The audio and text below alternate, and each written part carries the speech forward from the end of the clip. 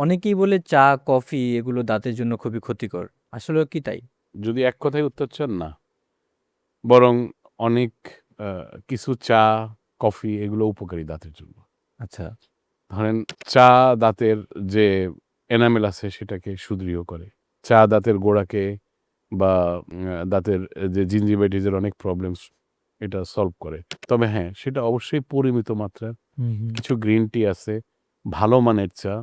Coffee অনেকে খুব ঘন, ঘন পান করেন। কফিও পরিমিত মাত্রায় পান করলে অবশ্যই দাঁতের জন্য সেটা খারাপ না।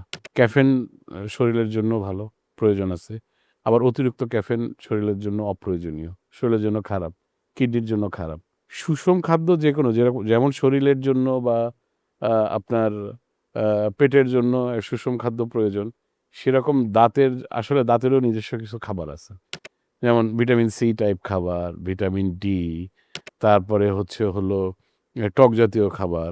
নানা রকম খাবার যেগুলো আমরা জুস আকারে খাই, এগুলোও দাঁতের জন্য, দাঁত শক্ত হওয়ার জন্য, মাড়ি শক্ত হওয়ার জন্য এগুলোও প্রয়োজন আছে। তো চা, কফি পরিমিত মাত্রায় খেলে অবশ্যই সেটা দাঁতের জন্য ভালো। কিছু গবেষণায় দেখা গেছে যে চা দাঁতকে সুদৃঢ় করে এবং কিছু চা আছে, গ্রিন টি বা অন্য টি আছে যেগুলো আসলে দাঁতের কিছু ক্ষয়রোগ বা দাঁতের কিছু প্রদাহজনিত সমস্যা এগুলো দূর করে। স সর্বোপরি আপনি চা, কফি অবশ্যই খাবেন পরিমিত মাত্রায়। এটা এমন কিছু না।